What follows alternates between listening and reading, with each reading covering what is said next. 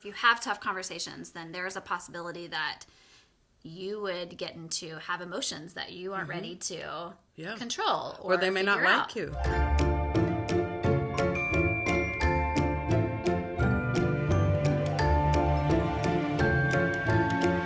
Hey everybody, welcome to the Rainey Tenney Show. This is going to be one of my favorite shows. I already know this because I get to have two of my best friends here, Cristy Blankenship, Chelsea Cunningham. We are neighbors and all in our later 30s, right? Officially later 30s.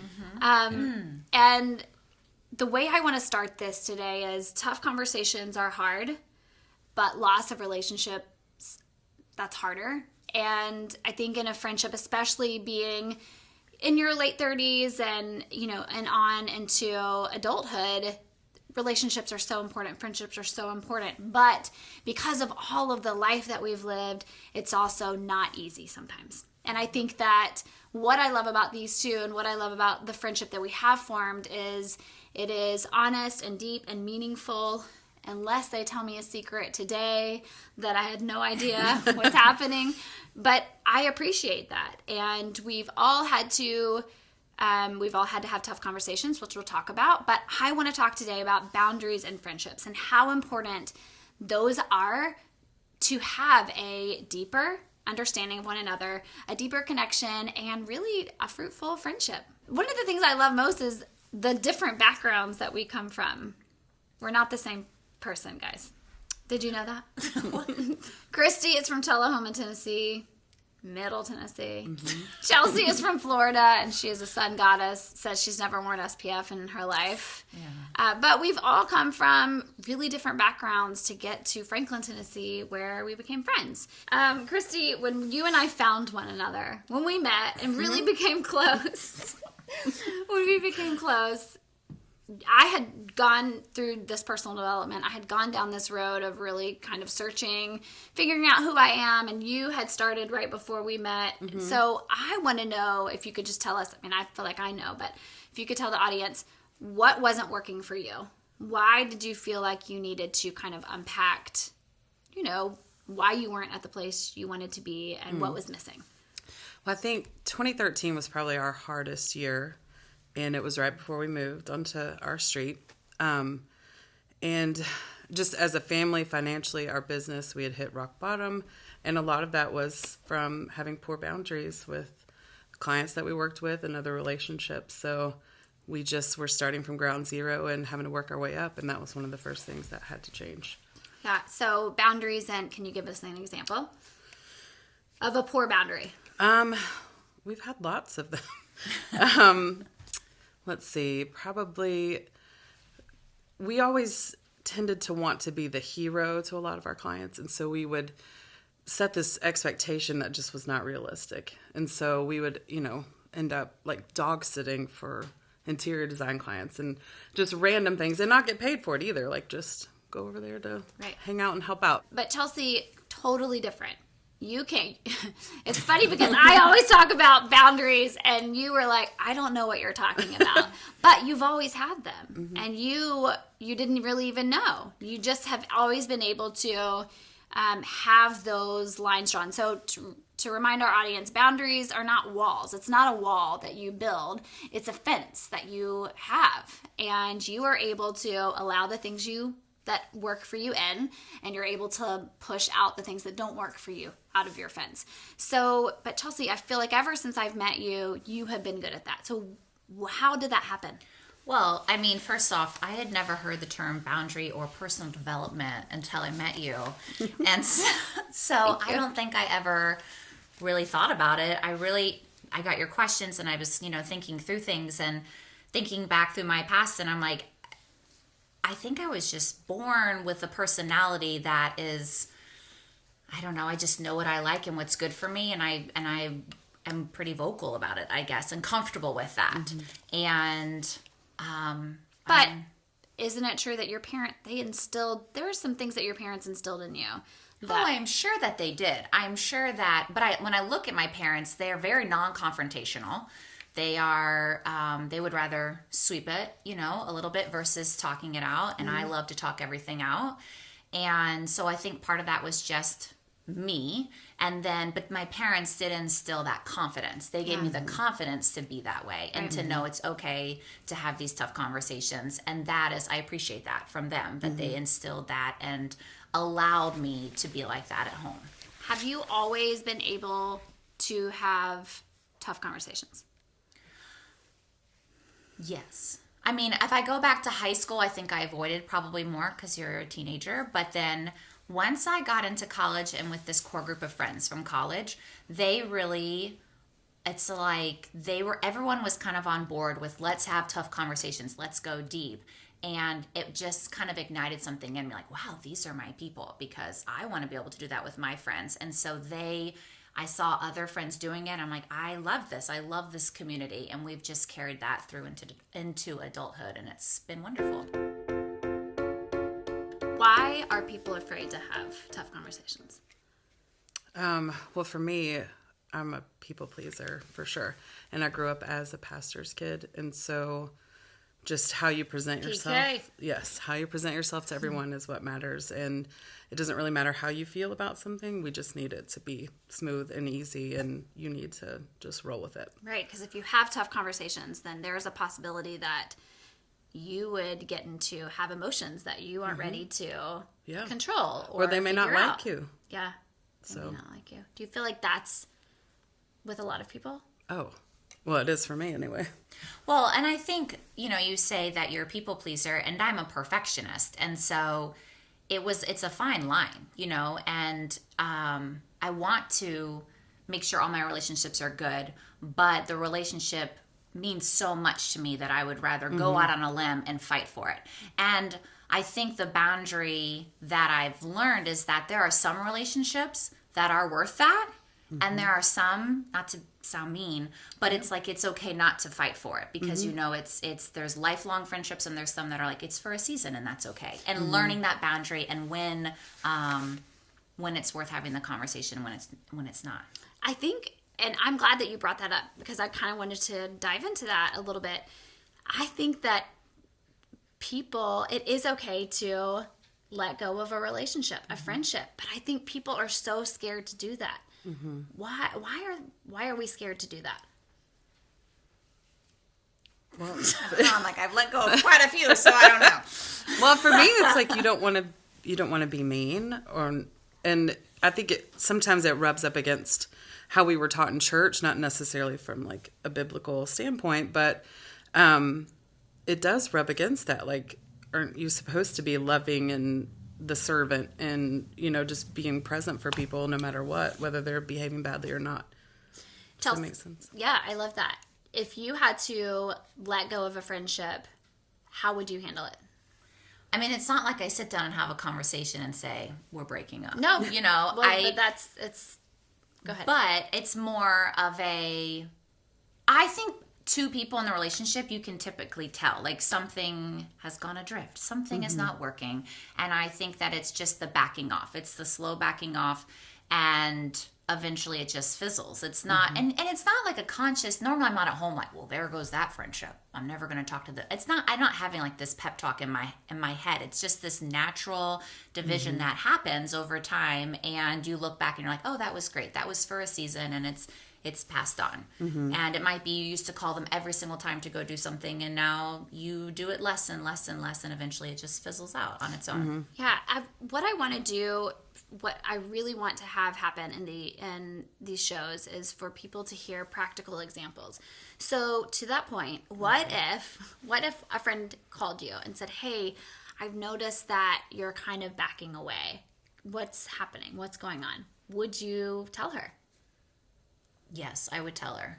I would just say, you know what? I just realized that our lives are going in two different directions, and I've loved the time we've had together, but I'm going right and you're going left, and that's it. And I'll always love and appreciate you, but I just feel like we're going different ways. I mean, I think I would just say it to them. I've never had anyone call me out and flat out ask that, but I feel like I hope that I could like dig deep and have an honest conversation instead of fluffing it. But that is mind-blowing for some. Like, that would really... it would be really awkward. Yeah. I'm not saying it would be easy. How would you feel about that? I actually had a situation like that happened. Let's dish. Well, I don't want to give too many specifics, but basically, this friend of mine said something very hurtful to me. And later on that night, she had said, I'm sorry, I shouldn't have said that. And I was like, yeah, it really hurt my feelings.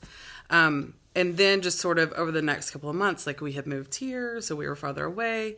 And she reached out a couple months later and she's like, I don't understand what's happened. Like, you used to call me all the time and now you don't call me anymore. And I feel like it happened after we had this confrontation. And I was like, well, yeah, that was a really big deal and it really did hurt my feelings. That was huge for me because I had never said anything like that before. And she sort of received it, but I mean, we just never got back on track. Right. Like, it just wasn't meant to be a long-standing friendship. What I love about our friendship is that we have had to have tough conversations. And I think that at this point in our lives, it really means a lot to me that this friendship is valued and it's worth having, hey, you know what? There was a miscommunication between the three of us. And it hurt Cristy.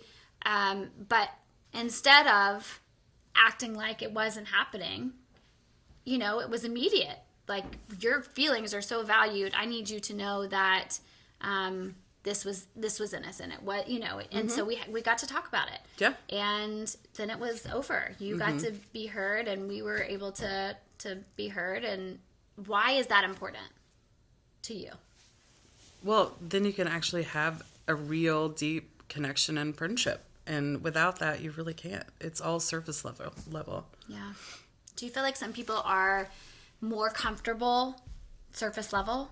Yes, Yeah. absolutely. Why is that? Because they've never had an opportunity to go deep. And I think that I once went to this women's conference and it was all about your tribe and your girls and it was really wonderful. And I left and there were some women within this group and they said, oh, I don't have that. And all these women agreed with it. They said, I don't have that where I can just be raw and honest and know they're going to show up even when it's dirty and nasty and ugly and things aren't great.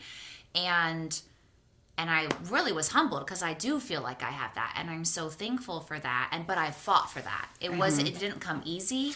And nothing good comes easy. And nothing deep comes easy. And you have to put in the work. And I think a lot of people don't realize that. I think you just assume, oh, I'm going to have a friendship and it's going to be great.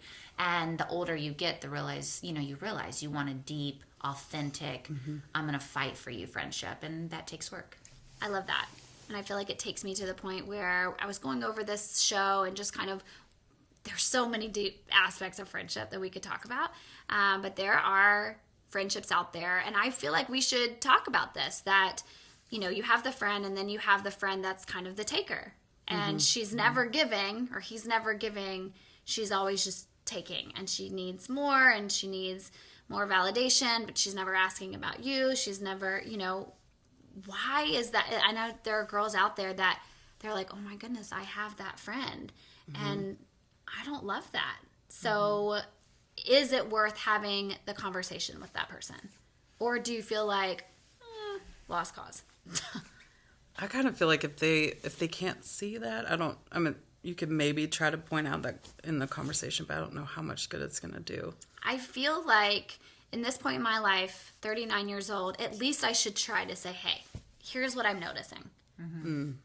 If it's important enough to me. It may not be important enough. It has to be that, right? And it's, my husband and I often say before confrontation, like, is this going to add value? Is this something that is worth the fight? Yes. And really think through it before you have that conversation, because it is going to hurt. It's going to ruffle feathers. Right. And so is it worth it? Yeah. And, you kind of have to know deep in your gut if it's worth the fight. And like you said, it's like, I do want to, you do want people to know, because they're going to continue in their life and continue to take and not get what they want, a deep, authentic friendship, and they're not getting it, and it could be because of them, you know. And so you do want to say it, but you don't want to be like, but if they're not ready to hear it, no, not that. It's a conversation, and people, they're afraid to have conversations. Oh, absolutely. I think a lot of times we get in our own way. I don't know, especially as women, we tend to gossip. So if you've hurt my feelings, then I go to Chelsea and I just start talking bad about you. I don't need to talk to you anymore. Like, I've vented it out. I got it out. Yes. And that really stops you from being able to have the actual deep conversation. Oh, it does that and so much more. There's just, then all of a sudden, Chelsea can't trust you. If you're talking, it's a perpetual And then she looks thing. poorly at you also. Yeah. And that's the thing that has been such a benefit to me is our friendship. We don't do that. Yeah. And it's one of the first times I've had friendships with women that we don't do that. Yeah. It's not easy to get to this place, I don't think. But I think just like anything, and I talk about this in every show, these little things, growing as a person, creating boundaries takes practice. It's never like you can't decide one day to be completely different and everything works out. It takes practice, and it takes a while to, and it is kind of like your vibe attracts your tribe. Once you start, and I know that you notice this, because I noticed this too. When I started working on myself, I started noticing different kinds of people coming into my life that made sense. They understood that, and I could talk to them about it. And I think that that's a beautiful thing. And I think friendships are the same way.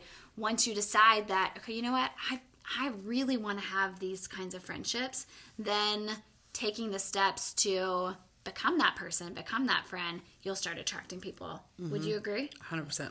I think that, again, that's one of the things that I noticed about Cristy and I. We just kind of met in that time, and I love that. I think that was something that I valued. Chelsea, should we talk about how we met? Oh, yeah. Talk about boundaries. Chelsea Let me give you a good came example. over.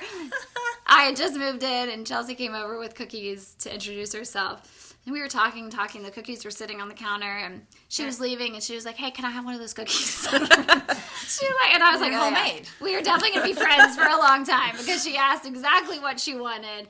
And I think that is so valuable. If we can, even in marriage, and we talk about this in another show, marriage and friendships and mom boundaries and daughters, if we can just express what we want or what we don't want.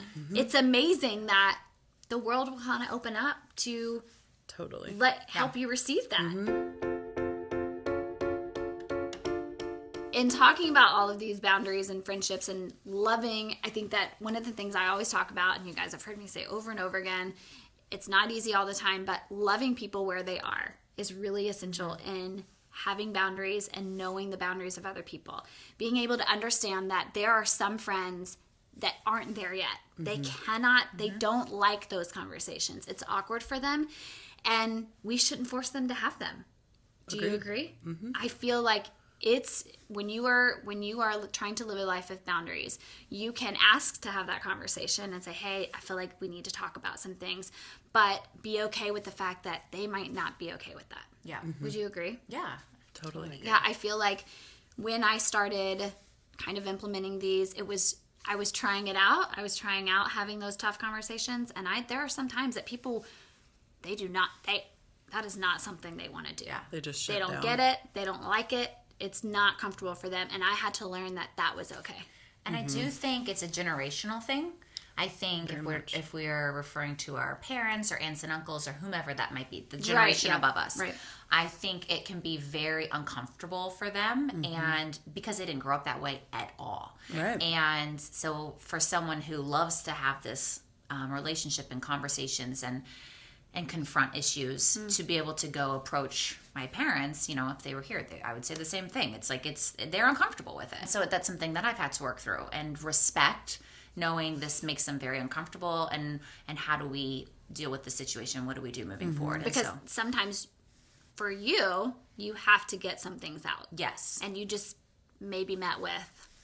Oh, 100%. Yeah. And so And be okay learning with that and one, being okay with it, and also being able to wait. It's like you said, sometimes you have to say something and wait, and I like to say something and fix it within the 5 minutes of me saying it. Yeah. I don't like it to linger. Yeah. And I have learned to just sit. Yeah. I'm learning. I'm not good at it. I'm learning. Right. And I think that's where we should be. I think it's always learning, always growing. I think that if the friendships out there, if they could just try a little bit, just go a little bit deeper, it would be much more fruitful. Yeah. We both have girls, 3 girls between the two of us. And they are going to start having It starts young. Start having friend problems. And she's going to come home crying and saying her friend, this girl said she didn't want to be friends with her anymore. What would be your advice? If the girl says she doesn't want to be friends with her? Yeah. I would just simply say, that's okay. It's okay not to be friends with everybody. So you wouldn't call the mom? Oh, no. No. Your daughter said this. Some people do that. No, I would say you only need one good friend. You just keep looking for her. When you find her, you hang on. Yeah. Because you don't need 50 friends. Right. So What about you? With What would I- boys. Oh gosh. Boys are harder. It's a You little think? different. I think emotionally they don't tell you if they're hurt. Except Asher. Except Asher's pretty Smith. vocal. Yes. Yes. You guys have two freaks. Yeah. Two freaks. They tell everything. Very They do verbal. tell everything. I think what you said. Yeah. You don't have to be friends with everyone, and that's okay. I also, too, with my kids being so young, I've already started telling them, hey, if they encounter someone that has not been kind or in their bad day or whatever, I've already started telling them, you have no idea what they're going through at home. You don't know Yes. what. Our home looks very different maybe than their home. And, you know, we need to love them through that.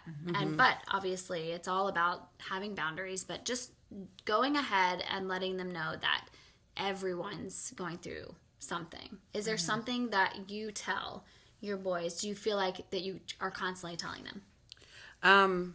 That there are reasons why people do the things that they do. Yeah. Basically what you were saying. Do you feel like that makes them feel better? Do Yes. you feel like they get it? Well, because then it kind of takes it away from who they are as a person, and maybe that person doesn't like you because of who you are. Has nothing to do with that. It really takes it back to the other person. Right. And that they don't have any control over that. Do you feel like our kids, because we talk so much, Oh, jeez. do you feel like our kids are going to be just super healthy when they're our age? I really hope so. I hope so. I feel like already the conversations we have are so different than when I was growing up, and the things that he'll bring up and talk through. I'm like, wow, this is fantastic. Yeah. You know, Yeah. I love it. Give me an example of a time where you were proud of the way one of the boys handled themselves, So based on what you've taught them about boundaries. our oldest had a situation with another student, and the student was crossing his boundary and his line and how he felt comfortable. And so, Asher's. yes, Asher, our oldest. And his principal, they decided to move this other student, take him out of his classes so that they would not have to be interacting together. And then to make things easier, he wanted to switch Asher's homeroom, but Asher really liked his homeroom. And he said, I don't feel like I should have to leave because I really like my class and I didn't do anything wrong. And so I was like, you're absolutely right. So he told the principal that, and they agreed and they made it work. Respectfully, he told Yes, them. respectfully. Asher is so sweet and Yes, respectful. not in a rude way whatsoever, but just he stated what he wanted and what he needed. So I think that's awesome. that's amazing. huge. I hope and pray that growing up, my kids will be able to have arguments with me, but just say, hey, this is what I really want. This is what, and maybe they won't get it, but we're able to have that dialogue and not have to sweep things under the rug. Have At least they yelling can be matches, heard. slamming doors. I hope they feel that I will hear them, and it may not be the outcome that they want, but at least they're heard and respected. And I think sometimes maybe the older generation would hear that and be like, oh my goodness. Like, Yeah. Oh, why is that hard for them? because they just grew up so different. I mean, it was just Completely. completely different. Their parents they did not have conversations like this. Right. No. And we want it. We invite it. Yeah. So, It was always respect your elders. It doesn't matter what you think Yeah. or feel. to be seen, not You need heard. to be seen and not heard. And I always say kids are their kids, but they don't feel like they're kids. They feel like they are just like we are. Human beings. They have wants, they have And needs, they are. and they are. Yes. And treating them like that, for me, I just feel like when I'm able to do that, it's such a good interaction, and they're so loving after it because they feel heard. And I think that that's great. Yeah. I think that is the ultimate. What is a situation where you feel like Smith holds his boundaries and Smith holds his boundaries? Smith holds its boundaries. I'm trying to think about a situation. I do know one thing that you brought up earlier. I was going to say that we do in our family is because I think the biggest thing with little kids is, well, they get to do that. Why don't I get to do that? And that's going to be for the next 10 years. We're going to hear that. And instead of giving a huge reason, instead of explaining, instead of going to my childhood, we keep it really simple with, this is what the Cunninghams do. And you are Cunningham, and this is what our family does. Every family looks totally different, and this is our family. And so far, they're like, oh, okay. And it kind of, to me, it's like they're at school, you run into a situation, he knows that this is not what we would do. It's not like it's just him alone. He's like, oh, I'm with my tribe, I'm with my family, I have this place, and this is what the Cunninghams do. And so we try to instill that and do that with them. Now, I love that. didn't answer your question, though. No, it does. It does. I love that because another thing I love about boundaries, it makes you feel safe. Yes. It makes you feel like you have a place, your fences, your yard is taken care of, and you have the ability, you have the control of what you're letting in and what you're letting out. And that is a safe place to be. Yeah. And you're not alone. And Right. as a kid, I think if you know I've got 3 other people that are on my side that do it the same way I have to do it, like, oh, I'm not alone. Yeah. Bringing it back to friendship, our friendship, I think that having those boundaries, knowing what Cristy's are, mostly knowing what Chelsea's are, you guys feel safe, hopefully, and vice versa, and that's a good place to be. That is a good foundation, and that I think in every relationship, boundaries across the board. Rapid fire, Chelsea. Okay. Favorite guilty pleasure TV show. I mean, definitely The Bachelor. Chris. The Bachelor and the Kardashians. Oh, Oh, boy. Kardashians. You watch that? Chelsea's Guilty favorite pleasure. show. The Kardashians. I love that show. Okay, what is the most mad you've ever been at your kid? Oh my Lord. What did they do? Oh, I still remember. I mean, I think I've been madder Which since, one? but I remember how I reacted so well. Do you want me to tell you? Yeah. We went to the Y like we do every day. It was just Smith, pre-summer. And he had misbehaved at the Y and had gotten in trouble. And with Summer now, I would like literally care less. I'm like, oh, she's fine. But with Smith, I was very upset. And we were supposed actually, I don't know if I should share this because I sound really mean. Well, I was going to tell you what I did as his punishment.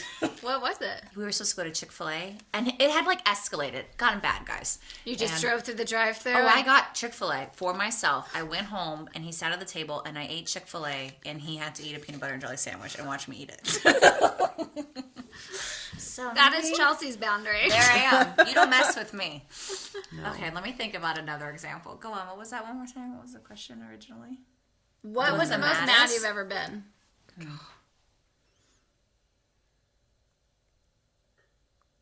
I need to think. You've got 4 children. I know. You can think of something. There's always something. Her boys are just They're angels. perfect. They are perfect. No. I mean, Smith. One time last summer, he lied to me, and that was probably the maddest I've ever been. yeah, It was like a blatant, to my face, dragged it out, lied, and then the truth came out a couple hours later. Yeah. That also involved Chick-fil-A. Yeah. So I'm not gonna lie. I hate your food. Oh, I ate my And food. I always eat my food, but. Anyway, he caught him in a lie, and it was more like I was just hurt. I was disappointed. It was like all those emotions. Oh, it's the worst. And then you don't know how to handle, you're just kind of sitting there dumbfounded that your child lied to you. And he's, you think he's perfect and he's not. Yes, I cannot. So sad. That's the worst. That's when the the kids worst. lie, it makes me the most mad. So mad. Probably because I'm dealing with hurt and anger. Yeah. And I'm just, it's infuriating. And they look at you. They do not flinch. Yes, he was complete. I believe. I mean, I'm like, how can you do that to your mother? Yeah, it's awful. So that's probably the most mad I've ever That's been. it for me too. Okay. With all of them. That makes me more mad than anything. Why do we love Franklin, Tennessee? We're from Franklin, Tennessee. The show is filmed in Franklin, Tennessee. Why do we love it? What's your favorite thing about Franklin? I always say if I could take Franklin and put it on the ocean, I'd be in pure heaven.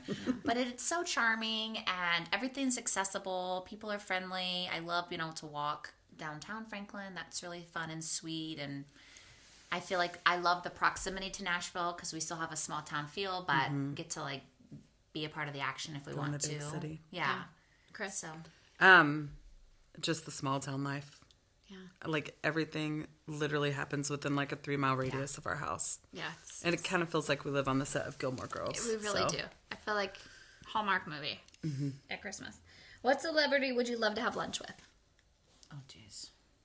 Rapid fire. I'm sorry. I'm not good at I can't rapid even think fire. of one celebrity this minute. I'm like, Kim Kardashian? Okay, Chris? Kim. Always Kim. Kanye. Oh, shoot. It's getting more and more interesting. Oh, for me, it would probably be, it would either be a tie between Dolly Parton and Betty White, probably. For me. Paul McCartney. Really? Yeah, or Bob Dylan. Done. Interesting. I would not have pegged that one at all. If I asked Smith, he'd probably be like, Van Gogh. No, he'd be like, he would say Tom Petty. He would say Tom classic Tom Petty. rocker. He'd be like Tom Petty, and then he'd go into about how sad it is that he had a heart attack. I'm so excited you guys are here today. And just remember, as we go through the series on boundaries, people are typically doing the best they can with what they know. And if we can remember that, it will save us a lot of heartache. See you next time.